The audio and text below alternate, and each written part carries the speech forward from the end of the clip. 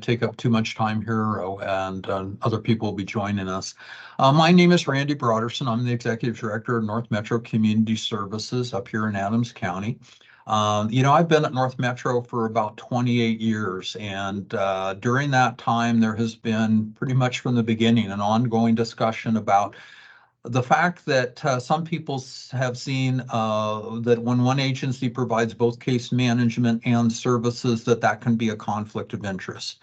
That's a conversation that was taking place when I got here and continued in Colorado, but it really didn't gain a lot of traction until the federal government got involved back in 2014 and decided that, yes, it was a conflict of interest, that we needed conflict-free case management, and that people needed to move away from that system where services and case management were provided by the same agency.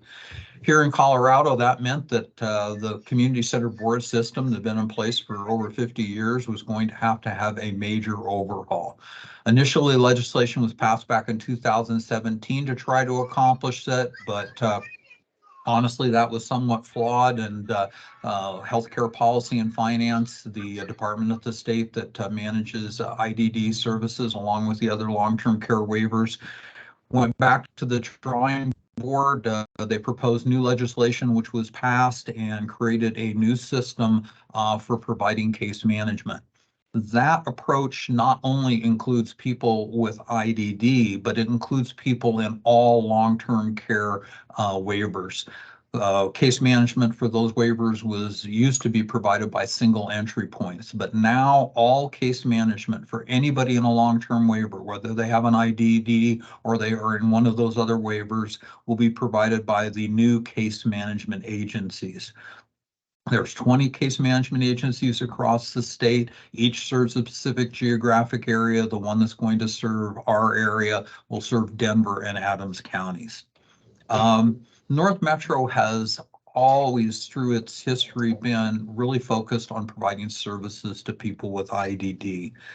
We certainly respected and valued our role as the case management agency, but services have always been kind of our forte, so to speak. And when we looked at these bids, we really didn't feel like we had the expertise, the experience, or the infrastructure to submit a bid. When you talk about serving people in all of these waivers between two counties, it would have required us to increase the number of case managers we had probably tenfold. So instead of 40 case managers, we would have had 400. We decided that we were going to stay with services and not respond to that bid. The successful bidder for the case management services in this area is Rocky Mountain Human Services. I think that is fortunate for people in our area because Rocky Mountain has long been the community center board in one form or another for Denver County. So they have a long commitment and experience with working with people with IDD. Now, in recent years, they've also become the single entry point for this area. So they also have the staff and the experience to provide case management for other long-term care waivers. So that really put them in a good position to do this work. And I think we were fortunate to have them stepping up and serving people in Adams County. There are agencies that have gotten these bids around the state that have no prior IDD case management experience. I'm glad we're not in that position. I think you're going to have a good partner to work with in the future. One thing I want to make perfectly clear is that this change in case management does not have any impact on your services. The services you're getting October 31st are the same services you're going to be getting on November 1st. Whether those services are provided by North Metro or they're provided by another service agency, those services are going to remain the same. If you've been in the system any length of time, you've had case managers change. You've gotten new case managers. Well, that's what this is going to be like, except it's not just a case manager, it's also the case management agency. But rest assured, the services you're getting are going to remain the same. I also want to take just a second to apologize honestly for the lateness of the notice and these meetings. We work as a subcontractor for healthcare policy and financing. And when they got into the actual bid process and the process they have to go through to entertain potential appeals and all of that, they essentially prohibited us from communicating with members about what was going to transpire here.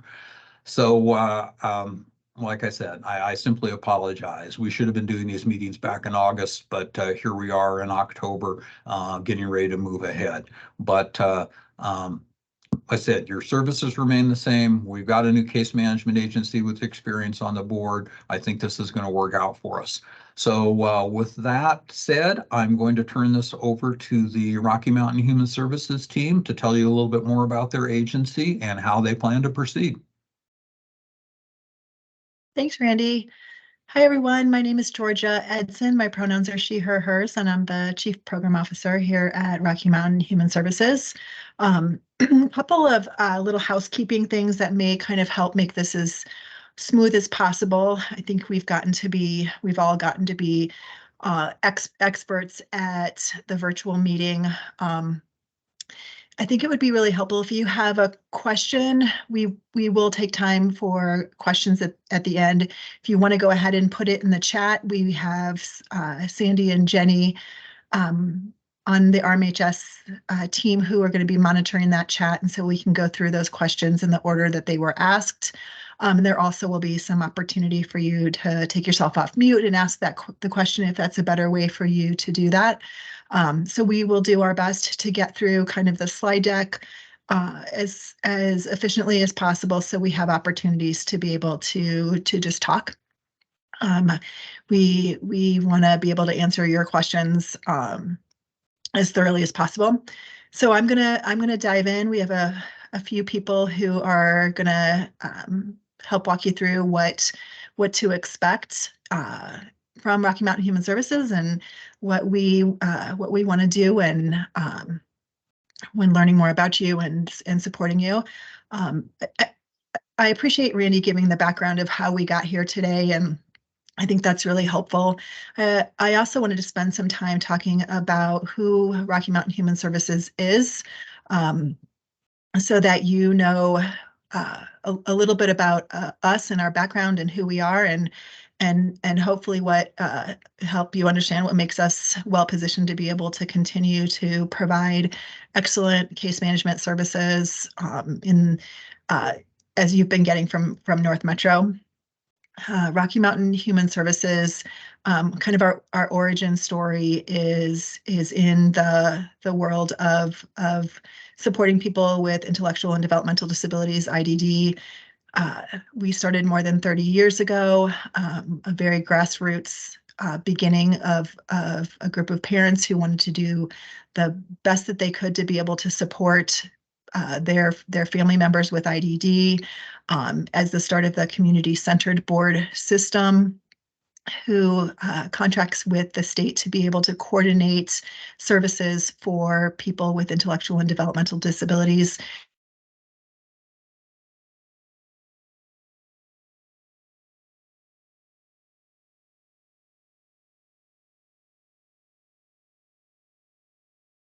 Did Georgia freeze for all of you as well? Yes. Yeah, okay. This is always the fun game of being like, is it Did I lose you? or is it the person who's speaking? Yeah, Georgia, just for like the last couple of seconds. Thank you. Those were my best seconds. Sorry about that. But wanted to just say that I was born out of supporting people with intellectual and developmental disabilities, in providing case management, which is the coordination of those services, the writing of the service plan, the monitoring of those plans, the ensuring of the payment authorization for the services that are outlined in the service plan. And we do all of that work with the mission of embracing the power of community to support individuals and their families in creating their future. That statement is what drives our work. We do that by doing our best to simplify access for people, celebrating people's individuality, and bridging communities to be able to get people the supports that they need in the way that they need them. what we want to talk about, so I'll just say that we're rooted in this work. It is extremely important to us. We have taken those beginnings and expanded and have moved into providing case management supports for other similar services and supports. Randy mentioned that we're the single entry point currently, and those that work is very similar to the case management that we provide for people with intellectual and developmental disabilities, just for some people who have a different set of needs and requirements. We also support people who are moving out of institutional settings and helping them connect to their communities to be able to stabilize in their community and not need institutional level care again. We also have a longstanding program supporting veterans who are at risk of or experiencing homelessness and supporting them in finding permanent stability and housing.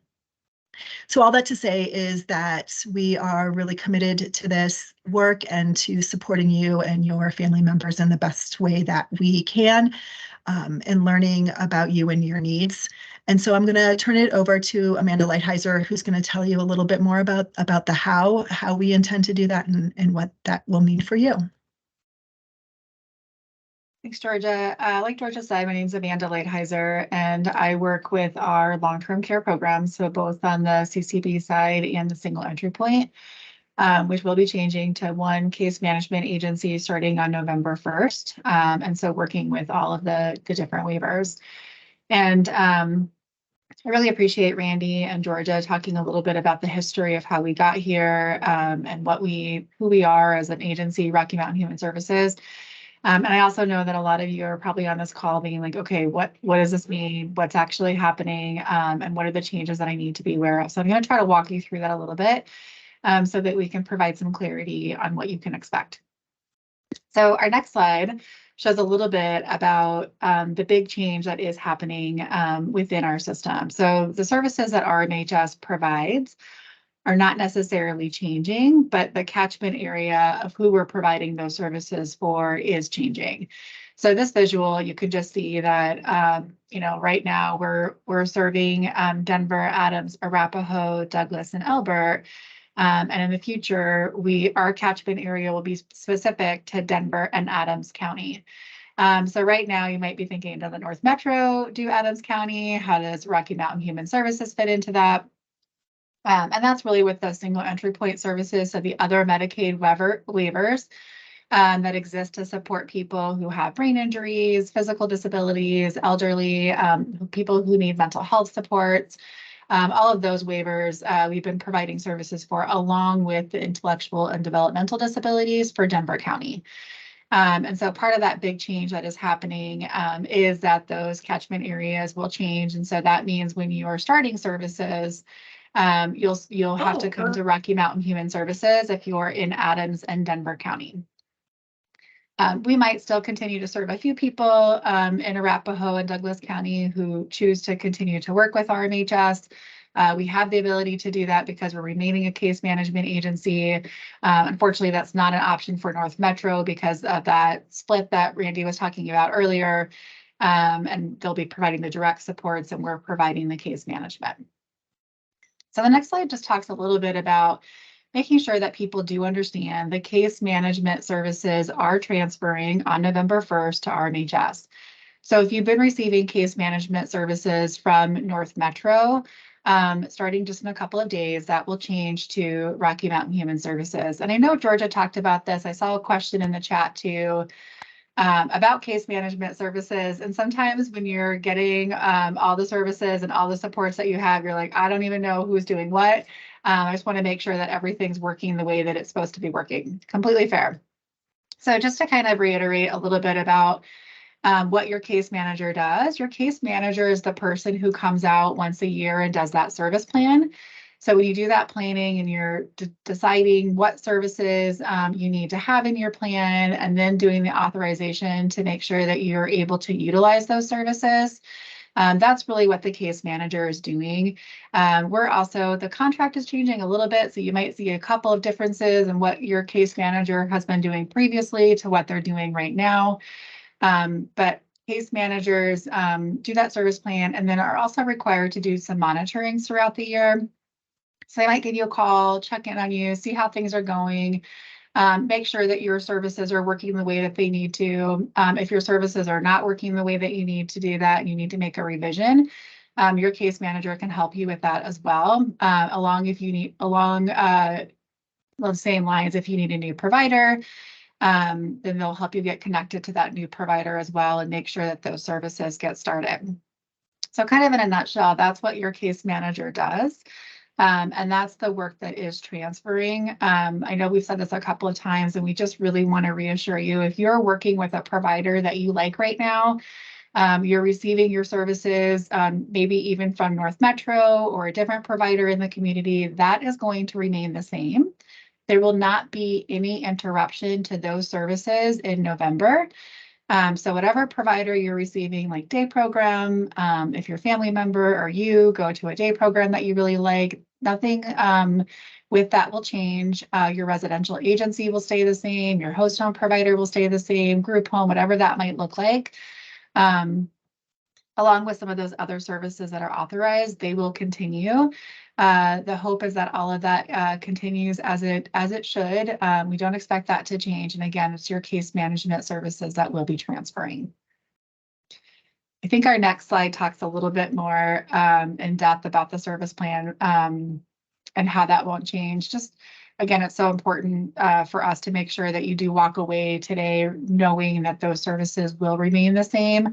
And there won't be an interruption into the day-to-day services that you receive every day and continuing in November.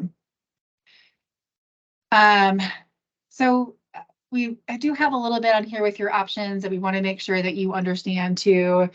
Like I said, we have those catchment areas that are really specific about who will be providing those services. So if you do not live in Denver, Adams County, your services will be transferring to developmental pathways. So if you happen to be receiving services from North Metro, but live in Arapahoe County, you'd be receiving services from developmental pathways.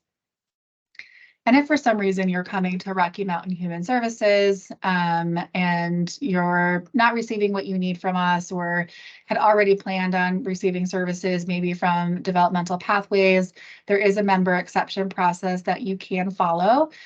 You will be transferring over to RMHS on November 1, but if you'd like to follow that member exception process for another case management agency that will be providing services after November 1st, you can let us know about that and we will talk you through what that looks like. So we know this is a big change. I know that, Randy talked a little bit about this in the beginning too. For a lot of you, this feels like it maybe has been really sudden. You've got a letter this month and then all of a sudden the case management agency that you know is changing from North Metro to RMHS. And what does this mean? And why am I finding out about this now? And certainly can empathize with you all just to kind of know that that is stressful and that it is a big change. And we just want you to know that we are here. We have been providing these services. We're familiar with the services that you're receiving, and we want to make sure that we're helping you through this process and through this change. So we will be sending out letters in the very near future to let you know who your case manager will be. Our hope is to have those letters out to you within the first week of November.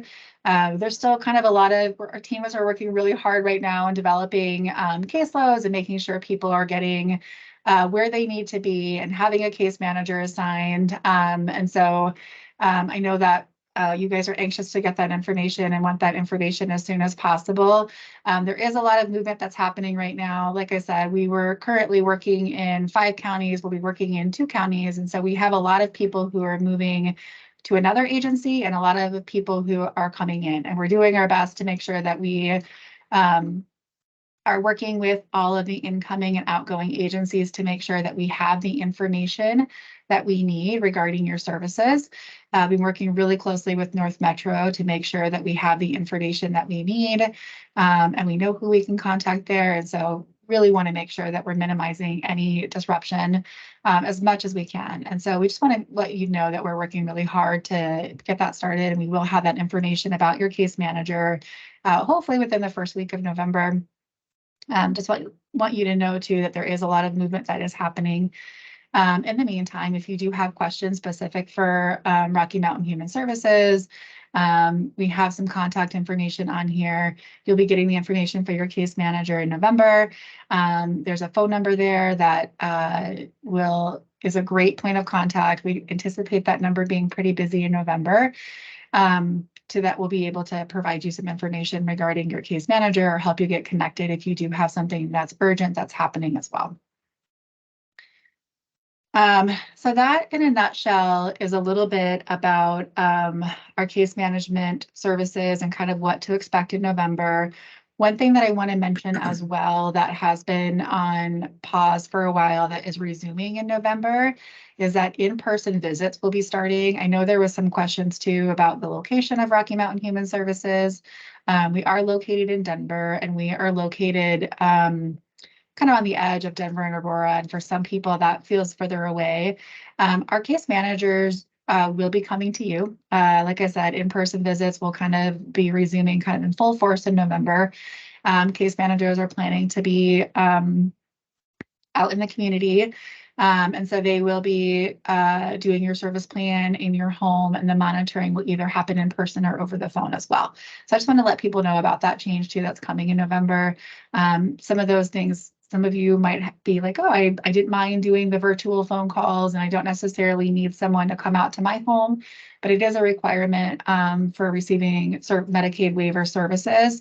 And so likely when your service plan becomes due, then we will have a case manager who will be doing that in-person visit. Okay, and then I'm going to introduce, I think this is my last slide. Aubrey Frost is a program manager who works with our programs that serve people with intellectual and developmental disabilities. And she's going to tell you just a little bit about our case management services. Hi, everybody. Thanks, Amanda. So like Amanda said, I'm the program manager I work with adult individuals that have IDD. So DD waiver, SLS waiver, state. I also have a kiddo that receives services. So I can also empathize with the parents that are maybe a little bit concerned about a change in case management. I've been there, and I understand. So know that we're in this together, and we're here to support you. I want to talk about our care model. CARE, as you can see, stands for Caring, Available, Responsive Experts. And so the model at Rocky Mountain Human Services is to make sure that members are getting everything that they need. We're following a model where you should be able to contact us and get connected to the correct person that can support you, that are experts in different areas. So you'll have a primary case manager who is your day-to-day contact that you can go to, but that case manager is also going to be supported by other staff with things like 100.2s and service planning, revisions, things like that. So there might be times, specifically there will be times at service planning where you'll have another case manager that's supporting you with that process. This is to make sure that people are experts in what they're doing, whether that's assessments, monitorings, eligibility breaks, all of those things, so that you can get the best case management experience possible. Next slide. So like I said, we're really committed to making this the best experience for you, for the members that we're serving. I know that this is a big shift, and that it feels really sudden. I know that both Georgia and Randy spoke to that, and that it's short timelines, but know that we're here for you. You can reach out to us. We're going to be notifying you of who your case manager is. You're going to get all the support that you need. Yeah, I think it's gonna be great. We have over 30 years of experience with case management specific for IDD. We are here to help you and navigate. And I know there's been lots of questions about services, which I know both Amanda and Georgia covered. Your services will not be changing, so hopefully your day to day will stay pretty similar to what it is now, and then it'll just be probably a different person to connect with if you're needing a change in those services. Again, here's more information of who you can contact. I know Jenny's been keeping up with the chat around how to contact us. You're welcome to use your phone to use that QR code and have that information pull up. Let's see, I'm looking at some of the questions in here. So if you don't have a case, Deborah Salzer's asking, what if you don't have a case manager? So anything before November 1st, right? So the next few days, you're going to contact North Metro and whoever your contact is there. And then after that, on November 1st, you're going to contact Rocky Mountain. You can use this email address or this phone number and get connected to somebody that can support you. And then we'll have letters going out with who your case manager is and their contact information. We're also going to ask case managers to reach out to members and their teams as well. Caseload sizes. Oh, go ahead. Oh, sorry. I was just gonna, last time I think that we tried to start from the top too, just to kind of make sure that we catch all the questions. And I think Sandy and Jenny are gonna help with that too. So we'll kind of see maybe what has been answered in chat, and then maybe I'm hoping that I'm saying this correctly, Sandy and Jenny, of how we want to answer questions, but just want to make sure that we get to everybody. And then I also will pause a little bit too, maybe before we get to chat, and kind of have Jenny and Sandy help organize the questions in chat. If there's somebody who wants to come off mute and answer a question, that's also an option today. Thanks, Amanda. I'm making my way through chat and answering some of them. We do have a couple questions around how often is the in-person visits? Great. So in-person visits are required for your annual assessment. So right now that's a 100.2 LTC assessment. So that's required. And then there's a 6-month monitoring that's required to be in person. There's also 3 additional monitorings, but those can be done virtually or by telephone. Okay, thanks. I'm sorry, is that a total of 6 visits? But a total of 5 visits. So 4 monitorings and then your service plan, which includes that assessment piece. Thank you.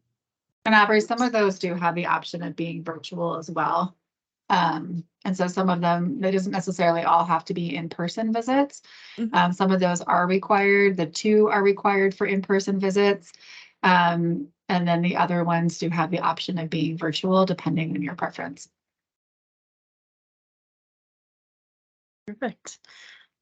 We have a question about, can we choose a case manager?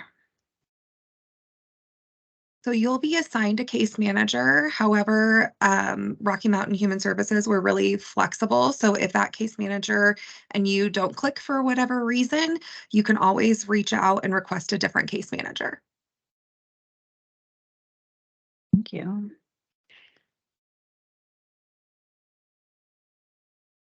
We've got a question about, for families that don't have a strong access or connection to technology, how else are we communicating this information out? So we'll be mailing letters with that same information, who your case manager is, points of contact. You can also, give us a call. You can stop by our office if that's convenient for you as well. Thanks, Aubrey.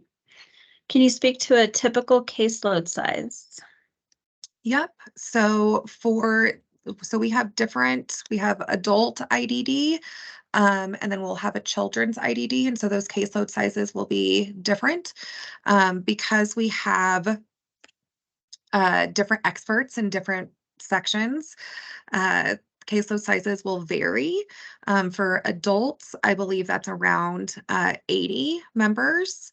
And then Amanda or Melissa, could you hop on to share what children's caseload sizes should or could look like? Yeah, we're kind of in the process of determining that. And what we're really looking at is more of kind of the workload and making sure that case managers have enough time to complete all the tasks that are on there. It's looking really different. It's probably a little bit different than it is different than the traditional case management model and caseload sizes. And so that's why that number looks higher because we are looking at the team approach and the requirements for the case manager and making sure that the members' needs are getting met as well.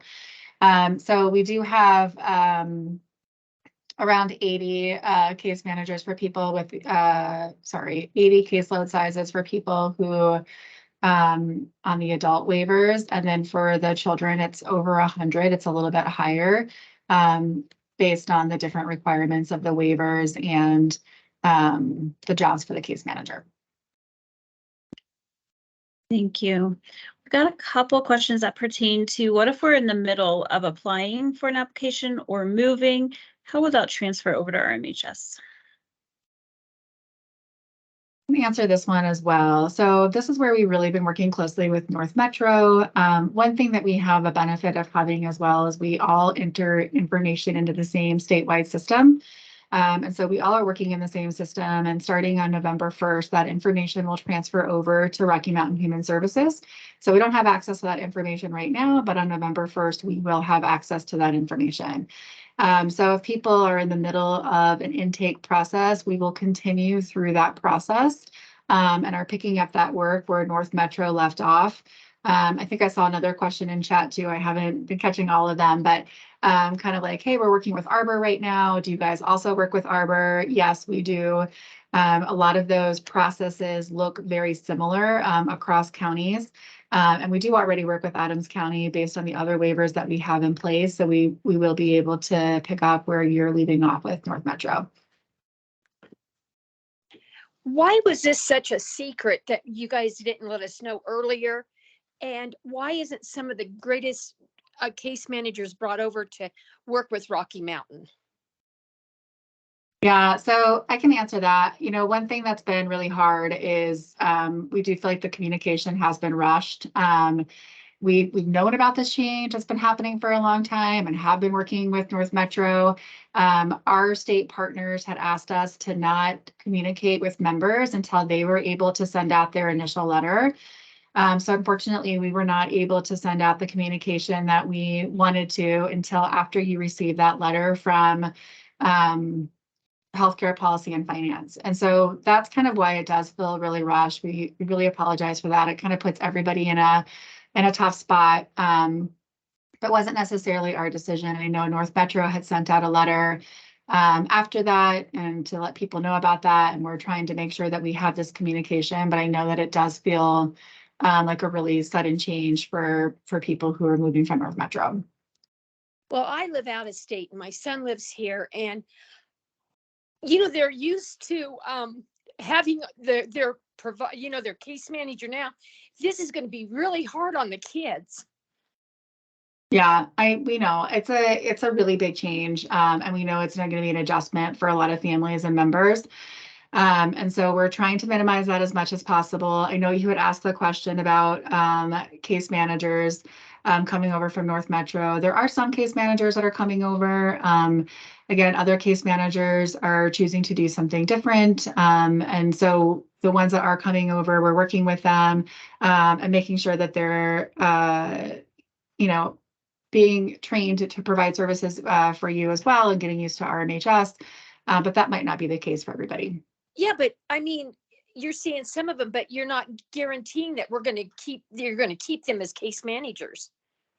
Yeah, there's a lot of movement. And so for us too, I had talked about this a little bit earlier too, how we have some people who are leaving our agency and some people who are coming in. We have case managers that we have at RMHS as well. And so for us, we do have to kind of start over, make sure that we're building caseloads that work for everybody.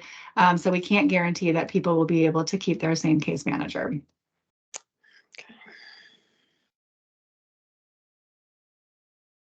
We have a couple people with their hands up. Thelma, thanks for being so patient. Do you want to come off mute and ask your question? Yes, dear. My question is, you always hear rumors. When you say case managers, how many actual people will be working with my son as far as the case manager? Is it one person like it's been with North Metro, or is there different people, 2 or 3 that are a team? That's my question. Is it one person or is it a team? It is more of a team approach. So like we said, we have that one primary person, so that won't change. And so you'll have that person who is able to be a part of your day-to-day routine or kind of life or what those questions that come up. So you'll have that person who's assigned, and then you'll have a couple of other people that might be helping out. One of the biggest changes that we have is we do have what we're calling planning case managers who will help with the service plan process. There's a couple of reasons why we're doing that. One is that the service plan process is going to change in the next year or so. And so we want to make sure that we have some expertise in that area to kind of walk through, make sure that we're getting everything that we need in that service plan process. And then there's a couple of other people too, just like through the enrollment process that are really specialized in getting people started with services. So depending on where you're at in the process, you might have a little bit more of a team. If you're newer, you might have a few more people involved, but you will have that primary person who's assigned. Well, we've got lots of, we've been in for years. So will these other people that will be involved in the service plan, it's a real personal plan. And if they don't know my son, is it just a state flat, the paperwork? And because, there's things that, I feel that they need to know about him. If they're working on his plan, I want them to know who they're dealing with, not just a name. Yeah, absolutely. So do they all meet him? Yes, they will be doing that plan in person with you and your son. They'll also be Okay, connecting all with the right. primary case manager. There is communication between the primary and planning. And so they will have access to information and access to the primary case manager who will know your son best, and be able to provide like any important information that planning case manager should know before meeting him. And I just have one more question and I'll get off. North Metro used to fill out all that paperwork that would go to the state for approval. So your company will be doing the same thing, I'm assuming.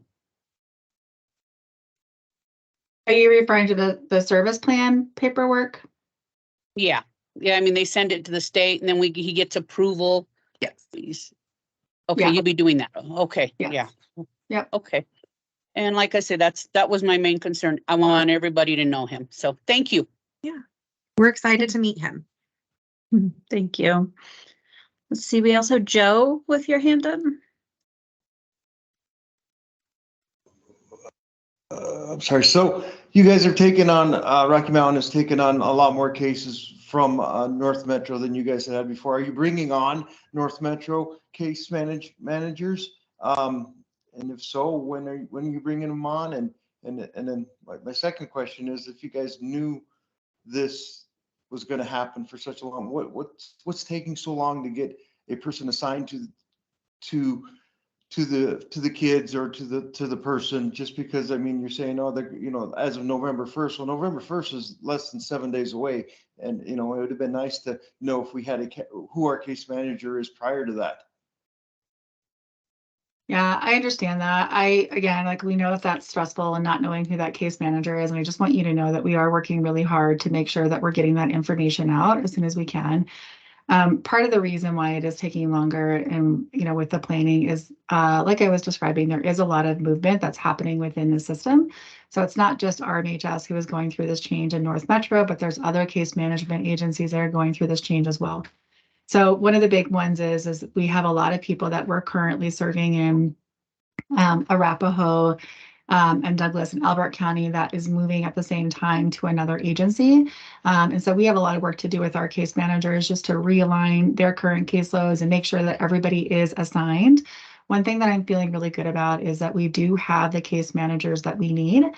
So we are able to make sure that everybody is assigned a case manager. So that feels, that's part of, again, that movement, which kind of creates those openings and that space as well. And so because people are still making some decisions about staying with RMHS, that's been kind of the variable that changes for us, and how we're making sure that caseloads get assigned. There's lots of planning that we have been doing, and there's just been some answers that we haven't known until even like we're still learning some new information today, right? About kind of some of that information about who's staying and who's going. And so we have been offering positions to people at North Metro, and they have a choice too. And so those case managers who are coming over plan to, most of them are starting around November 6th, and kind of working out all the details of changing that employment as well. And is the workloads or the different cases that is that all variable on where people live, or are you guys trying to associate the case manager to the closest kind of regionally or what have you? Or I mean, if your case manager is coming over from North Metro, would your case manager still have priority on keeping the old cases they have, or how's that work? We're still working out some of those details. One of the things that I don't have all that information. It's a possibility, and it might not be a possibility for everybody. And so one thing that I'm trying to make sure that we're doing too is just being really transparent with where we're at. I don't want to overpromise anything at this point and say that case manager will be the same, because I don't always have that information, and it might change. And so I can't necessarily guarantee that. And as far as regions too, there's lots of planning that we do to try to make sure that we're making it as efficient as possible for case managers, knowing too that sometimes those changes happen. So trying to plan for that as well. So we know that it's hard. We don't want people necessarily driving all around the Denver metro area. So trying to be as efficient as we can be, and trying to work those out the best that we can. Okay. Thanks, Amanda. We have a couple of chat questions about caseload sizes. Can we talk about what that looks like? Yeah, I know it's a really big question. And I think that when we're looking at case management and doing something differently, it's kind of hard without kind of understanding all the pieces of what that looks like, and trying to understand that caseload number and what does that look like for case managers and making sure that your needs get met. Put a lot of time and effort to make sure that we are building a model that's going to work for people who are receiving services and for case managers, and making sure that we're doing the work that we need to do really well. So that number does seem higher. We want to be really honest about that too, and what that looks like, and talking to our case managers about what that looks like and workload. But really trying to think about it in a sense of, again, what are those tasks that are being assigned, and how do we make sure that members' needs are being met, and feel confident that based on how that is working with that team approach, that is going to be something that's going to be doable.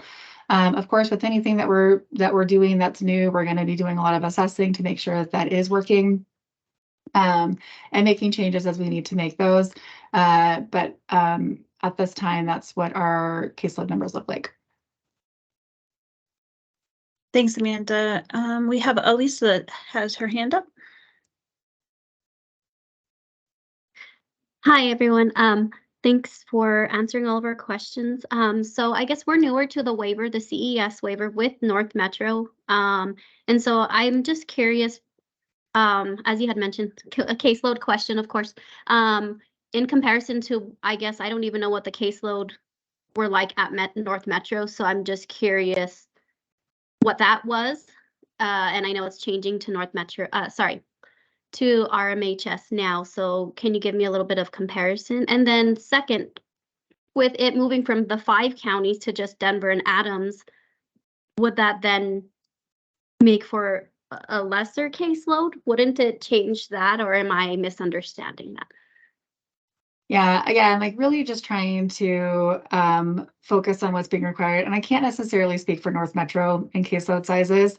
And I also think that it's hard to compare maybe how they're doing case management based, again, on what the tasks are assigned and what's required of that case manager. And so again, we're kind of really trying to look at that in a different way, and having more of that team approach that really supports that case manager. And dividing some of those things up so that people can get what they need. So it's hard to do that comparison. It's even kind of hard for us to think about, like, what does traditional case management look like, and comparing those numbers to what a team model looks like. So it is kind of comparing apples to oranges. The other thing that I will note too, I just lost my whole train of thought. You had another question. Oh, about kind of why wouldn't caseloads be smaller then if it, you're shrinking maybe from serving more counties to less counties. So a lot of that is just kind of paying attention to where those numbers are going and then looking at different caseload sizes. So it's not necessarily about kind of reorganizing in the way that we have been, but really looking to the future of how we want to be organized, and making sure that people are in the right positions to provide the support that people need. Amanda, can I add something? Of course. I'm just thinking about, there's been a lot of questions in the chat about the specific number, that 80 number. And if we were talking about 80 people and all of the responsibilities that a case manager has for each of those 80 people, that would be undoable. That would not be possible. The responsibilities and the way that we are looking at the model of case management is that primary case manager is the person that you will contact for your day-to-day needs. That will be the person that you will know best. That will be the person who will you'll call for whatever your questions or your needs are. And the case managers that are supporting you or your family member will be completing some of those other responsibilities that will allow your primary case manager to be more present for you, to be able to respond to phone calls and emails and questions and those kinds of things, hopefully in a more efficient and rapid manner. They'll be communicating with the people who are doing the planning, for example. Some of those responsibilities become very technical and very administrative, super important. But having a team of experts be able to do some of the things around, Thelma was talking about, like doing all that paperwork that goes to the state to ensure that services are paid for, is a super technical set of responsibilities. Doing the assessment is super technical. And so some of those responsibilities are given to specialists, which again allow that primary case manager to focus on a lot of those day-to-day needs and responsibilities. And so in the way that we've developed this model, our case managers, primary case managers, can have what seems like more people, because a lot of those, what is more people, because a lot of those other tasks and responsibilities are being divvied out to other case managers. I hope that provides a little bit of clarity about that number. Thanks, Georgia. We have Charlene with Charlene's hand is up. You want to come off and ask your question? Yeah, I have a really good resource coordinator after all these years over here at North Metro. And that is the one thing I am really concerned about, because I have a bond with her. My kid likes her. And I'm not exactly the easiest parent to get along with. I know that, and been told that very many times, but I do get along with my RC. I am concerned about that, because I'm not the kind of person that's going to sit back and let an RC push me over. And I get pretty irritated when that happens. So I've had my daughter lost in the system so many times over the lack of response from RCs. And I am concerned that the Rocky Mountain is going to do the same thing. And I have already not had good experiences with this organization with an RC that I talked to a couple of years ago. So she was really quite rude on the phone to me. So, you're already with me starting off on a bad foot from just the experience from 2 years ago. So I'm a very prickly person. And for once, I've got an RC that I absolutely get along with who does her job. And yeah, I want to stay with her because I don't want to deal with a brand new person. I don't want to deal with someone I have to go over my life again with, you know, because that gets tiring. I've been doing it for 25 years and I don't want to go over and over and over again and then have to deal with more people over and over and over again. Do you see what I mean? I'm getting to the age where I'm tired of it. And this team approach, I mean, I understand why you guys are doing that. But if I need something and I have an RC that I think is not doing her job or not responding because one, she doesn't like me, doesn't like the fact that I push back, and then I have to keep on continuing up, I'm not going to be a very happy person. And I do not stay quiet. I can tell you that. So what is your response to that when you have someone like me to deal with? Charlene, you might want to give yourself some more credit. Like I feel like I'm sorry that you had a bad experience with RMHS before. And, you know, if that happens, let us know. I had said this too when we were in person. You know, if people aren't getting what they're needing, like you can call me, you can let me know. There's a couple different people on the call today who can help you with that. And everybody who is receiving services has different needs, has had different experiences. You know, I haven't been in your shoes, but know that it can be hard to share that same information over and over. And I do know that you are likely a constant advocate for the person that you're supporting and want to put that in perspective too, as to why you're making sure that you get what you need, because it's probably what you've been doing for your family member's whole life. So I definitely want to approach it from that perspective. And make sure that you are getting your needs met. So if that's not happening, you can let us know, and we'll do our best to make sure that you are matched with a case manager that you can feel like you can get along well with. Well, yeah, because to me, it's like, I want everything to go as smooth as possible. And that includes having someone who is basically like my RC. If I'm upset about something, I can call her up, let her know what's going on, and she can either fix it or she can't, but at least she communicates about it or tells me the steps I have to go through to get to that point. And, you know, she's good. So, and that's why I'm concerned, because as far as I know, she has not been told she's going to move over, but, you know, I don't know. I just think it's making me crazy, because if there's one thing I want is like something to be normal. And you know what I mean? Because my daughter and I, we have gone through so many of these changes with so many doctors and clinics and, you know, all the health changes, all the crap that's been going on with her. And then we have one steady person, you know, and that's Jackie. She's been steady for the past year, and I just want to make sure everything goes completely smooth. Because like I said, I'm pretty prickly and I do not ever be quiet about anything. That's all right. I understand. And we will do our best. And it sounds like we have some pretty big shoes to fill. And our goal is to make sure that case managers are providing members, and our expectation that they're providing members with what they need. So I appreciate your feedback. Thanks, Okay. Amanda. We've got 3 minutes left for this scheduled time, so I'm going to try to get to Michelle. You have your hand up.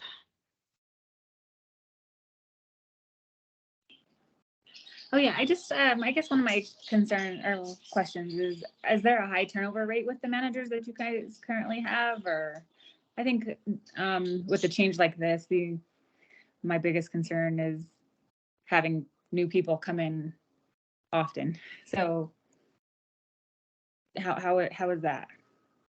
Yeah, so our goal is to make sure that people do stay. And it does kind of vary across the board. And part of the reason why we're taking a team approach is because we want case managers to stay. We want them to feel like their workload is doable. I know that the numbers sometimes are a little bit shocking, but we really have been trying to work to make sure that people feel like they have the expertise and knowledge to do the work that they need to do. And so it's hard to not think about it in the traditional case management kind of concept, but really our goal is to make sure that people do feel like they have the ability to do what they need to do and they're able to do it really well. And part of what we were finding is that case managers do get pulled in lots of different directions, and trying to manage that has been difficult. And so trying to come up with a good solution to make that really work for people who are receiving services too. So definitely our goal is to make sure that people do want to stay. And that's part of making sure that we're setting up our services in a way that really makes it so that case managers feel confident in the work that they're doing. Great, thanks. I appreciate it. Of course. Thanks. Amanda, we have an RMHS team. We have a request in chat to see if this meeting can be extended to answer all questions. Do we have people who can stay on? I don't know the answer to that, Jenny. I feel like I know that I know we've got. unfortunately, I feel like there's a lot of other stuff that's going on in additional meetings. So Georgia, I'm not sure what you think. I certainly think that we could extend it for a few minutes. I want to be respectful of people's times. I also want to do our best to be able to respond to people. So for those of us that can stay, I think we're happy to extend it for 5 minutes or so. Okay. For those folks that have to sign off, we appreciate it. We will post the recording so that people will be able to access it too. And Georgia, I would just say we'll, at the end of the slide, we have our contact information with a specific email dedicated to this so that it gets priority response, and we can certainly respond to questions that way too. Yeah, can we put that in the chat, Jenny? Thanks, Amy. So one of the best ways, if for whatever reason we can't get to your question today, or you don't feel like it has been answered in the way that makes sense to you, feel free to reach out to the email address that Sandy just put in the chat for us, and we review those every single day and respond quickly. So we'll stay on for a few more minutes to answer a few more questions, and there is a request in chat to answer questions posted in this chat by email. Maybe we can synthesize some of them as an FAQ that we could post.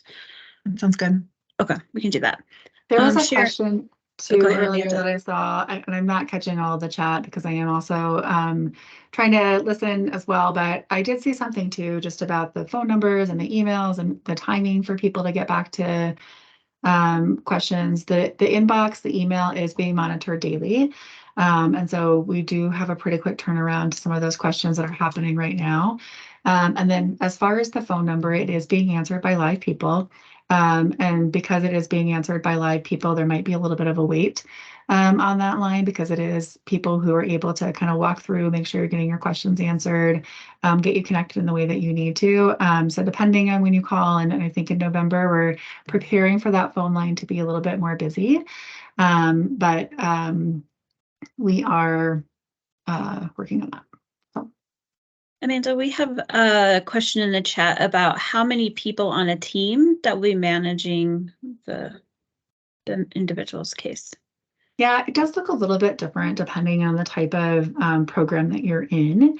And so that can be a little bit hard to answer, but you can kind of expect kind of your two main people. So you have your primary case manager, and then also your planning case manager that will help with the service plan process and revisions that come up. Great, thank you. Sharon, would you like to come off mute and ask your question?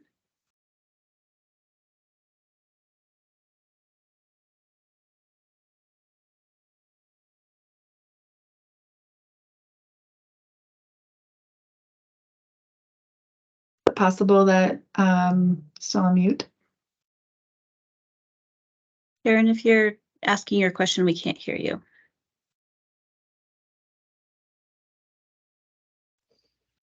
Okay, that better?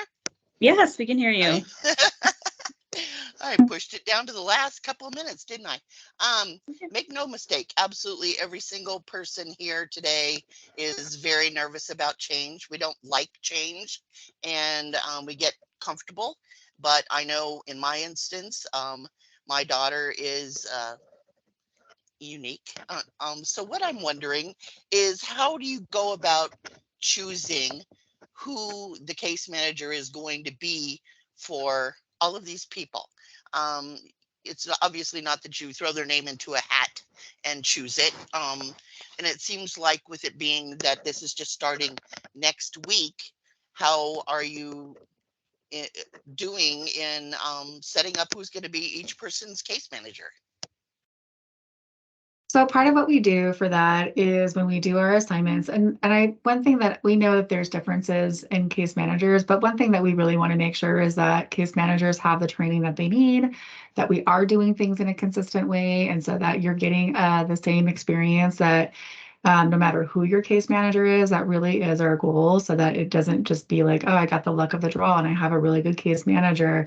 Like, we really want to make sure that our case managers are trained and consistent and are able to and knowledgeable to be able to answer those questions. So right now, when we look at caseloads, we do look at capacity. So we look at where people are able to be able to take on somebody who's new. And then we also look at some of that depends on, like, maybe when your service plan falls, or also based on the program or the waiver that you're receiving services. But how extensive do they look at the person?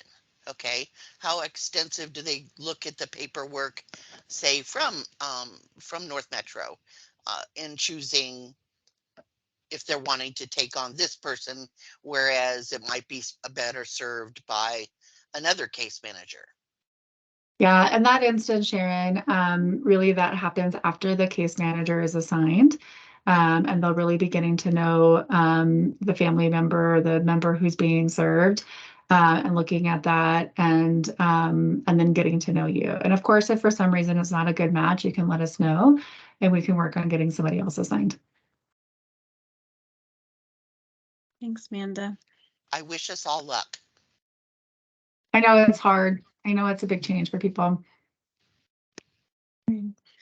Mary, would you like to come off mute and ask your question?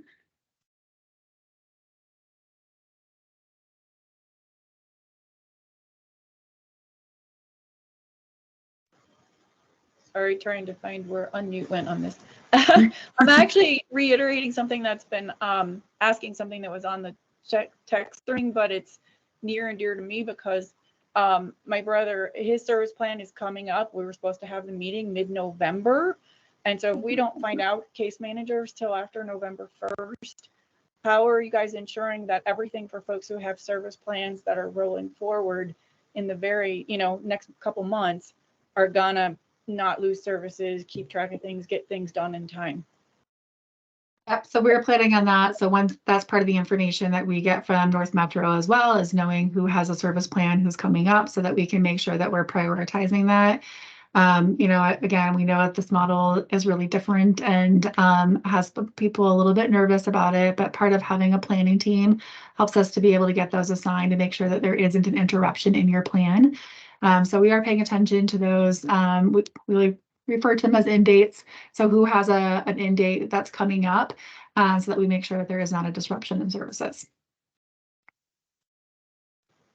Great, thanks. I mean, it sounds good, but we've had the meeting on folks' calendars for the last 2 months because getting everybody who needs to be involved together at the same time is often very challenging. And I'm sure that's the same for everybody. So. Okay. Thanks, man. Josh, would you like to come off of mute and ask your question? Yeah, thanks. If you have time, I have a couple of things just from what we talked about. If you do create an FAQ from the questions that go unanswered in the chat, how will people access that? I can jump in. We do have a case management change part of our website that I can link in the chat, and we would be posting all of this information there. Okay. Thank you. I think it'd be helpful for folks to know where they can find that information. Didn't know if it was going to be mass email to the participants here today or not. So we'll look on your website. Then response to the last person's question, Mary, I think it was asking about SPs that are scheduled. A lot of folks are scheduling service plans with their case manager at North Metro. It's my understanding they may be taking a note and putting that in the case management note system. Will those service plans be able to be to move forward, honored with the scheduled date? Like Mary said, a lot of teams are substantial size. It can be difficult to reschedule in a timely fashion with a lot of parties. We will do our best with that and making sure that we have those specific dates. Again, we've been coordinating a lot with North Metro. And so we'll make sure that we know the best place to find those dates too. Okay, thank you. And then the last thing I just wanted to say is we have heard from HICPUF that they did recommend 65-1 as a kind of participant to case manager ratio. I hear that Rocky Mountain is doing this primary and secondary type of case management model. And I'm wondering how you'll review if that's kind of effective for members, because I'm kind of concerned that it can be confusing to have 2 points of contact and knowing who's doing what. And I just want to make sure that, you know, to the best of our ability, people are well supported. Thank you. Yeah, absolutely. Yeah, so we, you know, based on all the staff that we have and how we're making up the teams, we're still well within the 1-65 ratio. So it just does look really different than what people are used to. And so, again, like, you know, it's a change, and there's lots of change that's happening right now. And we are really committed to making that successful, but also we'll want to get feedback from people. So it is brand new to us. And so we want to make sure that we're getting off on the right foot and getting everything set up. And we'll be seeking feedback from people to make sure that that is a good experience for them too. I'm adjusting as we need to, but I do want to let people know too that we are within that 1-65 ratio. Right now, even kind of doing better than that. So we feel good about that. We definitely have the people, just looking at breaking that up in a different way. Thank you. And how do you collect feedback from your members? So I don't know that we have a specific way that we want to collect or that we plan on collecting feedback. So we'll work on developing that. Like I said, this is kind of new for us, and make sure that we get that out in the next several months. Thank you. Yep. Can I just jump in, Josh? I think one of the things that would that maybe would be really helpful for us and for others. I mean, we'd love the opportunity to sit down and kind of talk to you all about what this looks like. And I mean, we are looking at the aggregate number of case managers and how they support in case management work, and want to make this as easy on members as possible. While we want people to have a relationship with their primary case manager, they will be seeing other case managers, and there's a philosophy behind that too, that the idea that the more people who can support a person, who keep eyes on a situation, who are able to think about things in different ways, that can be really helpful to teams and to people. Some of this is based on experience we have. Some of this is based on recognizing that the workload of a traditional case manager, we're kind of regardless of the number, is really hard. But we would love the opportunity to talk to you all and about what this looks like, and see if there's some ways that we can partner on making sure that this is working for families, and knowing pretty quickly if it's not, there's some things that we can do differently. So if you're open to it, I'd love to reach out. Our office is currently have a meeting scheduled with you, I think, third week of November, so the 15th, I think. There you So go. I think it'd be a great time for us to connect on that. Thanks, Georgia. Perfect. Thanks. Thanks. Hi, Linda. It's good to see you. I see you have a chat comment around some families in Denver currently using the CM model and in the IDD services, and want to know, is the model working? So what are the pros and cons, and was there an external assessment of the model? So that is new to us. We've done a variation of it over the years. Like we had talked earlier, RMHS, previously Denver Options, has been doing case management for a very long time. And so way back in the day, there was kind of a variation of something, kind of the team approach. But really it came from kind of the feedback that we were receiving from members who were receiving services, and trying to make sure that we had good quality and the services that we're providing, and also feedback from our staff of what we were hearing about the job. So it is new, and so we will be doing that assessment piece, as it hasn't been something that we've been doing currently, and haven't necessarily had an external assessment. Thanks, Amanda. We have a question. Did Rocky Mountain hire more staff due to the increase in client load? We haven't really necessarily hired more staff for the increase in client load. Like I said earlier, we've been doing a lot of changes that have been happening with people offboarding and onboarding into our organization, and making sure that, you know, building our team, rearranging how the work is getting done. So not necessarily bringing on an increase of hiring additional staff, but we have the staff that we need to do the work that we have. Thanks. And more of a statement, but that in chat about understanding with more people involved, it's possible that people and information will fall through the cracks. And we all know that this does happen with the IEPs in school. So Yep. just keeping our eye on that. Absolutely. I mean, we know that as well, and certainly making, putting some things in place to prevent that from happening and making sure that we're staying on the same page, and talked a lot about how to make this as easy as possible for people who are receiving services. So again, we know it's different than kind of the traditional case management that people have been receiving. Tried to do some research as well, just kind of based on like even some medical models who work in a team approach, and just really looking at how we can best utilize different expertise and teams to make sure that you guys are having the best experience. I think Michelle just took down her hand, so she may not be in the queue anymore. And I think we've covered most of the questions in chat that I was tracking. Anybody else want to come off mute and ask their question?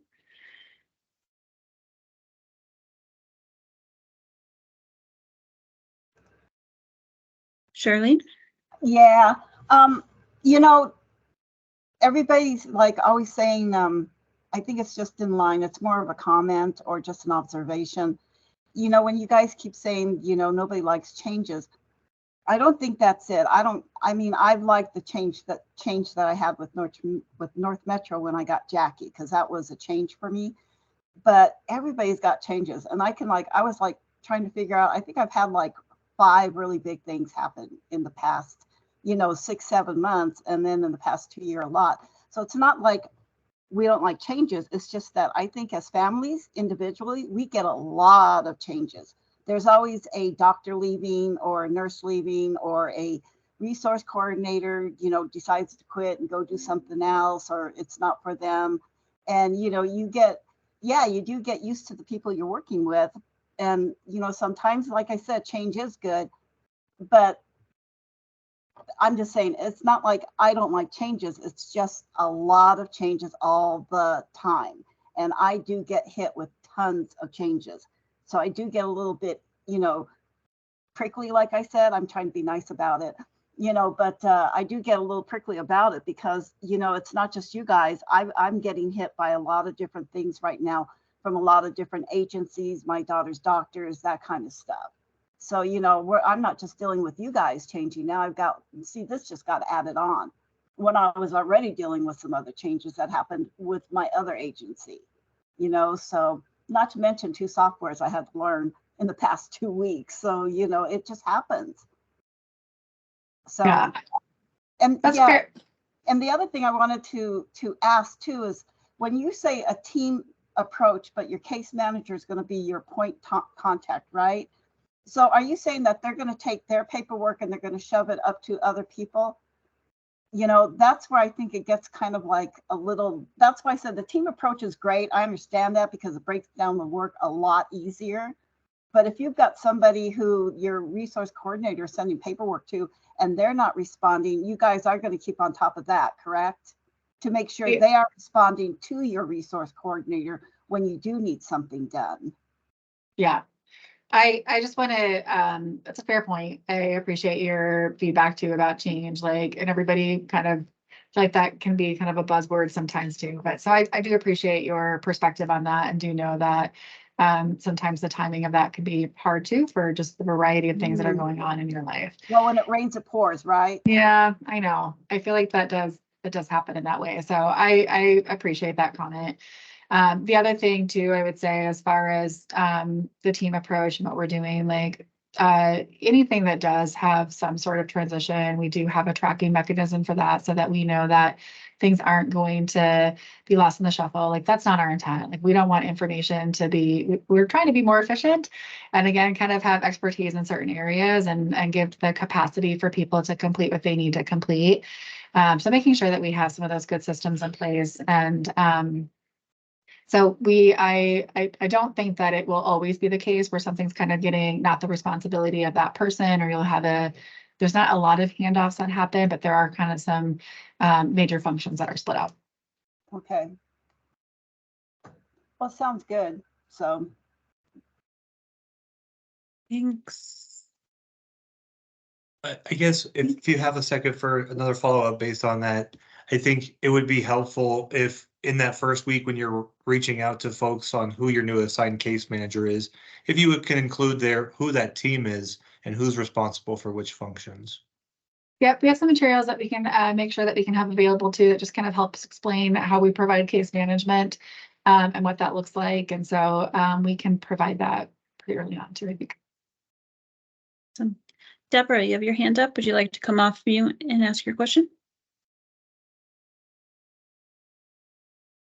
Have the same case manager, or will they switch? I mean, not the same through. Will they all have one case manager? Because I have 3 or 4 kids having case management services. Will they all have one still? We can look at that. Yeah, we want to make sure again, like that whatever is going to be easiest for you, we'll try to do our best to accommodate.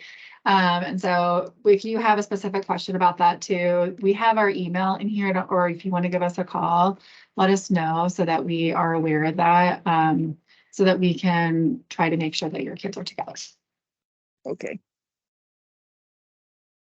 Thanks. And we have a question in chat about how will individuals, families, teams be made aware of who are all the people on the RMHS team? Will there be a list of contacts that are provided? Yep, we will make sure that you know who to contact when it's needed. And your primary case manager really is going to be the person that's going to help guide to make sure that you are connected to the right person when you need to be. So we don't want to make sure that it's not on you to be like, oh, I need to make sure I reach out to this person for this or this person for that. Like, we're going to make sure want to make sure that's easier for you and not something that you have to remember what to do. So your primary case manager will really be assisting with that and helping you kind of guide you through some of those questions that come up. Thanks. Anybody else want to ask a question? Want to chat? Will there be a turnaround time for people that are the resource coordinators are requesting work from? Is that? Yeah, what I'm saying is that if I prefer to just deal with one person because I don't have the time or the energy to deal with other people. So when I ask my RC something or I need a change and she forwards it on to somebody else, this is where I see the problem with teams, and that person is not responding to her. What is that turnaround time going to look like? And is there going to be a process to address if there's like, and I'm going to say this, office politics going on, or you get somebody who is just not quite up on getting the paperwork done? Are you guys going to be keeping an eye on that to make sure that it's going like clockwork and not being dragged down because of personalities or whatever? Yeah, I like that term, like clockwork. That's kind of our goal, to make sure that everything's running as smoothly as possible in the way that it's supposed to. So we are, like I said, setting up systems to make sure that we are able to monitor those things really closely, making sure that people are really clear about expectations that need to happen as well. So yes, absolutely. I hope that you never get involved in anything that might be considered office politics, and we will be managing all of that.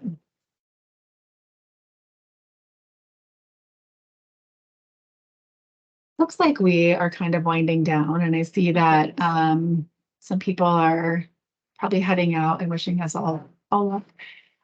So I want to thank everyone for coming today. Again, I know that this is not necessarily your choice, right? This is something that's happening in the system. And you have an opportunity to get to know us. And I know you're also going through the process of saying goodbye to North Metro, who's provided great services all these years. So I know I'm trying not to say change as much, Charlene, because I know that sometimes people have a different reaction to that word, but at the end of the day, it is a big change that everyone's going through. And please let us know. Please reach out if you feel like you're not getting what you need. You can definitely make sure that you are contacting us. My name's Amanda Leitheiser. You can find my information. I can plug it in the chat too, but we also have our email that's there too, that helping to monitor all of that. So I know on November 1st, there will be lots of questions. Please reach out to us and we can make sure that people have what they need. I see emails already coming into the box that we've Perfect. provided, so I appreciate that, and we're getting them, so we'll be answering back as soon as possible. All right. Sam just put in the chat. We're gonna post the recording on the website on our can we put a link, Jenny, to the CMA change page? And that's we'll post that, and then the FAQ stock. Thanks. Thanks, Jenny. There it is. Thank you, everyone.